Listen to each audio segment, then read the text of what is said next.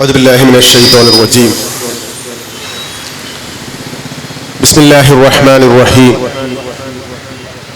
ഈ പരിപാടിയുടെ അധ്യക്ഷൻ റഹ്മാൻ സാഹിബ്, വേദിയിലും സദസ്സിലും ഇരിക്കുന്ന സഹോദരന്മാരെ സഹോദരിമാരെ, അസ്സലാമു അലൈക്കും വറഹ്മത്തുള്ളാഹി വബറകാതുഹു. മുസ്ലിം പ്രീണനം, ഇസ്ലാമിക് ഫോബിക് നുണകൾക്കെതിരെ സർക്കാർ മൗനം വെടിയുക എന്ന ഈ തലക്കെട്ടിൽ ഇത്തരത്തിലൊരു പരിപാടി വെക്കേണ്ട സാഹചര്യം എന്ത് എന്ന് എനിക്ക് മുമ്പേ സംസാരിച്ച പ്രാസംഗികർ ഇവിടെ വ്യക്തമാക്കി. അതിലേറ്റവും ഒറ്റ കാര്യം പറഞ്ഞുകൊണ്ട് മാത്രം ഞാനിതിവിടെ അവസാനിപ്പിക്കാൻ ആണ് തീരുമാനിക്കുന്നത്. നമുക്കറിയാം എങ്ങനെയാണ് ഒരു ഇസ്ലാമോ ഫോബിയ ഒരു സമൂഹത്തിൽ, ഒരു വ്യക്തിയിൽ, അവന്റെ ജീവിതത്തിൽ എങ്ങനെയാണോ പ്രശ്നം ബാധിക്കുന്നത്. നമുക്കറിയാം 2006 കേരളത്തിലൊരു വലിയൊരു പ്രശ്നമുണ്ടാക്കിയതാണ് ലെറ്റർ ബോംബ് കേസ് എന്ന് പറയുന്നത്. നമ്മുടെ ഈ അടുത്ത പ്രദേശത്ത് നിന്ന് ഐരാണി മുട്ടത്ത് ഒരു പോസ്റ്റ് ഓഫീസിൽ നിന്നാണ് ആ കേസ്, ആ ലെറ്റർ പോസ്റ്റ് ചെയ്തത് എന്നത് നമുക്ക് പത്രങ്ങൾ വായിച്ചു കഴിഞ്ഞാൽ അറിയാൻ പറ്റും. അതുമായി ബന്ധപ്പെട്ട് കുറെ കോളിളക്കം കേരളത്തിൽ ഉണ്ടായിട്ടുണ്ട്. അവസാനം ആ കേസിന്റെ അവസാനം 2 ചെറുപ്പക്കാരെ പ്രതികളാക്കുവാൻ വേണ്ടി സർക്കാർ തീരുമാനിക്കുകയാണ്. ഐരാണിമുട്ടം ഹോമിയോ കോളേജിൽ പഠിച്ച മലബാറുകാരായ മലപ്പുറം സ്വദേശികളായ 2 ചെറുപ്പക്കാരെ. ആ ചെറുപ്പക്കാർ എന്താണ് ചെയ്തതെന്ന് ചോദിച്ചു കഴിഞ്ഞാൽ, ഇന്ന് കേരളത്തിൽ ഏറ്റവും കൂടുതൽ ഇസ്ലാമികമായി വായിക്കുന്ന വാരികയായ പ്രബോധനം അവരുടെ കയ്യിലുണ്ടായിരുന്നു. അതോടൊപ്പം 1-2 IPH സാഹിത്യങ്ങളും അവരുടെ കയ്യിലുണ്ടായിരുന്നു എന്നതായിരുന്നു. ഇത് അവരുടെ കയ്യിൽ വായിക്കുകയും മറ്റുള്ളവർ കാണുകയും അവിടെയുള്ള കുട്ടി സഖാക്കൾ ഇത് പോലീസിന് വിവരം കൊടുക്കുകയും ഇവരാണ് ഇത് ചെയ്തത് എന്ന് വരുത്തി തീർക്കുകയുമാണ് ചെയ്തത്. അവർ അന്ന് ഇവിടെ നിന്ന് മലപ്പുറത്തേക്ക് വെക്കേഷന് വേണ്ടി പോകുമ്പോൾ അവിടുന്ന് ഷൊർണൂരിലെ റെയിൽവേ സ്റ്റേഷനിൽ നിന്ന് അവർ കാണുകയാണ് തങ്ങളുടെ ഫോട്ടോ വച്ച് ഏഷ്യാനെറ്റ് സ്കോള് പോകുന്നത്. ഇവരാണ് ഈ കേസിന് പ്രതികളെന്ന്. എന്തോ ഭാഗ്യം കൊണ്ടോ നിർഭാഗ്യം കൊണ്ടോ ഒരു 2-3 ദിവസത്തിന് ശേഷം അത് മാറിയതിനു ശേഷം മുഹസിൻ എന്നൊരു ചെറുപ്പക്കാരനിലേക്കാണ് അത് അവസാനം എത്തിപ്പെട്ടത്. അവസാനം മുഹസിനെതിരെ കേസെടുത്തു, പത്രങ്ങൾ വിചാരണ ചെയ്തു, കോടതി കേസ് ഫയൽ ചെയ്തു, മുന്നോട്ട് പോയി. 3 ദിവസം കഴിഞ്ഞപ്പോൾ വീണ്ടും മാറി. രാജീവ് എന്നൊരു ചെറുപ്പക്കാരനാണ് ആ കേസിന്റെ യഥാർത്ഥ പ്രതി എന്നത്. അതിന്റെ കൂടെ ഒരു വരിയും കൂടെ ചേർത്തു, അദ്ദേഹത്തിന് ജോലി കിട്ടാത്തത് കൊണ്ടുള്ള വിഷമം കാരണമാണ് അദ്ദേഹം അത് ചെയ്തത്. അവിടെ കേസ് ക്ലോസ് ചെയ്യുകയാണ് ചെയ്തത്. എന്നിട്ട് 2-3 വർഷത്തിന് ശേഷം ഞാൻ മുഹസിൻ എന്നൊരു ചെറുപ്പക്കാരൻ, ആ ചെറുപ്പക്കാരനെ ഒന്നും കൂടി കാണാൻ പോയി. നമ്മുടെ സംഘടനയുമായി മറ്റു കാര്യങ്ങളുമായി ബന്ധപ്പെട്ട് ചില കാര്യങ്ങൾ അന്വേഷിക്കാൻ. അപ്പോൾ ഈ കേസിനെ പറ്റി ചോദിച്ചപ്പോൾ പറഞ്ഞത്,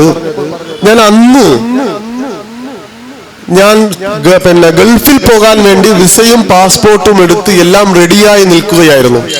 ഇന്നും ആ കേസിന്റെ പിന്നാലെയാണ് ഞാൻ പോകുന്നത്. എനിക്ക് നിങ്ങളടുത്ത് സംസാരിക്കാൻ പോലും പേടിയാണ്. നിങ്ങൾ ഇങ്ങനെയുള്ള കാര്യങ്ങൾ എൻ്റെ അടുത്ത് ഇടപെടണ്ട എന്നാണ് എനിക്ക് കിട്ടിയ നിർദ്ദേശം.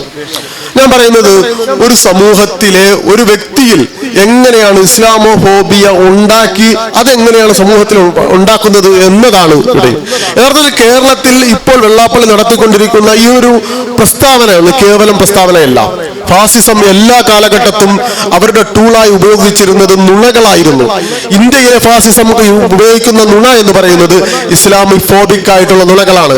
ലവ് ജിഹാദ് ആയിരുന്നാലും അതിന് അപ്പുറത്തേക്ക് എന്ത് കാര്യമായിരുന്നാലും അതിന്റെ ഏറ്റവും അവസാനമാണ് കേരളത്തിലല്ല, ഇന്ത്യയിൽ പലയിടത്തും മുസ്ലിങ്ങൾ ധാരാളമായി മറ്റുള്ളവരുടെ അവകാശങ്ങളെ, സ്വത്തുക്കളെ കൈകടത്തുന്നു, അവരുടെ അവകാശങ്ങൾ പിടിച്ചെടുത്തിരിക്കുന്നു എന്നതാണ്.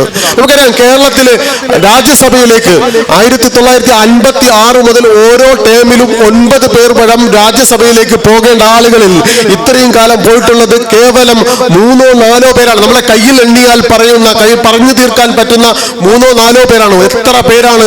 100 കണക്കിന് പേര് രാജ്യസഭയിലേക്ക് എത്തിയപ്പോൾ കേരളത്തിൽ നിന്ന് മുസ്ലിം സമുദായത്തിൽ നിന്ന് പോയത് 4 പേരാണ്. നിങ്ങൾക്കറിയാം, ഇപ്പോഴത്തെ മന്ത്രിമാരുടെ പേഴ്സണൽ സ്റ്റാഫ് 400 പേരിലധികമുണ്ട്. അവിടെയും 4-5 പേരിനകത്താണ് മുസ്ലിം പേഴ്സണൽ പേഴ്സണൽ സ്റ്റാഫായിട്ടുള്ളത്. ഈ പിണറായി വിജയൻ മുഖ്യമന്ത്രിയുടെ പേഴ്സണൽ സ്റ്റാഫായിട്ട് 14 പേരുണ്ട്. ആ 14 പേരിലും ഒരാൾ പോലും മുസ്ലിം സമുദായത്തിൽ നിന്നില്ല. ഞാൻ പറയുന്നത് ഇങ്ങനെ കളച്ച് വെച്ച് നിർത്തി കഴിഞ്ഞാൽ എന്താണ് മുസ്ലിം സമുദായത്തിനകത്ത് കിട്ടിക്കൊണ്ടിരിക്കുന്നത്, ഇവരെ പ്രീണിപ്പിക്കുവാൻ വേണ്ടി ചെയ്തുകൊണ്ടിരിക്കുന്നത് എന്ന് വെള്ളാപ്പള്ളി പറയേണ്ടി വരും. ഇനിയും പ്രീണിപ്പിക്കാൻ വേണ്ടി ഇവരെ ചെയ്യുന്നുണ്ട്. എന്തെന്നറിയാമോ? ഇവർ ഇപ്പോൾ തോറ്റ CPM ഇപ്പോൾ തോറ്റതിന് കാരണമായിട്ട് പറയുന്ന 2 കാര്യങ്ങൾ. ഒന്ന്, NRC/CA പോലുള്ള പ്രക്ഷോഭങ്ങളിൽ അവർ കാര്യമായിട്ട് ഇടപെട്ടുപോയി. അത് ഇവിടെയുള്ള ഭൂരിപക്ഷ സമുദായത്തിന് ഇഷ്ടപ്പെട്ടില്ല, അതുകൊണ്ട് വോട്ട് മറിച്ചു എന്നതാണ്. നിങ്ങൾക്കറിയാമോ, കേരളത്തിൽ ഇന്നും 100 കണക്കിന് ചെറുപ്പക്കാര് ഇതിന്റെ പേരിൽ കേസ് പറഞ്ഞുകൊണ്ട് ഗൾഫിൽ പോകാൻ പറ്റാതെ, മറ്റു കാര്യങ്ങൾക്ക് ഇടപെടാൻ പറ്റാതെ ഇന്നും കേസ് പറഞ്ഞുകൊണ്ട് നടക്കുന്നുണ്ട്. എന്തിനാണ് ഇവിടെയുള്ള ആളുകളുടെ കണ്ണിൽ പൊടിയിട്ടുകൊണ്ട് പിണറായി വിജയൻ ഇടതുപക്ഷ സർക്കാർ ഇങ്ങനെ ചെയ്തത് എന്ന് ചോദിച്ചു കഴിഞ്ഞാൽ, ഞങ്ങൾ ഇവിടെയുള്ള ന്യൂനപക്ഷത്തിന് എന്തോ അവകാശങ്ങൾ നേടിക്കൊടുക്കുവാൻ വേണ്ടി ശ്രമിക്കുന്നു എന്ന് പറയുവാൻ വേണ്ടി. അതോടൊപ്പം തന്നെ നിങ്ങൾ NRC/CA കേസിൽ ഇന്ത്യയിൽ മൊത്തം തന്നെ അവിടെ ഐക്യനായി മാറിയുന്ന ആയിഷ റെനയും അവരുടെ കൂടെ ഉണ്ടായിരുന്ന ആളുകളും കേരളത്തിലേക്ക് സ്വീകരിച്ചത്, ഇവിടെയുള്ള കുട്ടിസഖാക്കൾ സ്വീകരിച്ചത് ചെറി പറഞ്ഞുകൊണ്ടായിരുന്നു. അവർക്കെതിരെ പോലും വേറൊരു കേസ് എടുത്തിട്ടില്ല. ഇവിടെ ഒരു സലീം എന്ന് പറയുന്ന ചെറുപ്പക്കാരനല്ല, ബാലരാമടുത്തുള്ള സലീം എന്ന് പറയുന്ന ഒരാള്, അദ്ദേഹം ഇവിടെ ഫലസ്തീൻ വിഷയത്തിൽ തെരുവിലേക്ക് ഒറ്റയാൾ സമരം നടത്തിയപ്പോൾ അവർക്കെതിരെയും കേസെടുത്തു.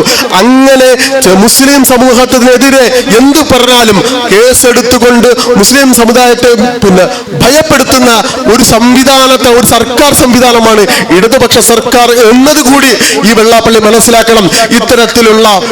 ഇത്തരത്തിലുള്ള വെള്ളാപ്പള്ളിമാർക്കെതിരെ കൃത്യമായ താക്കീത്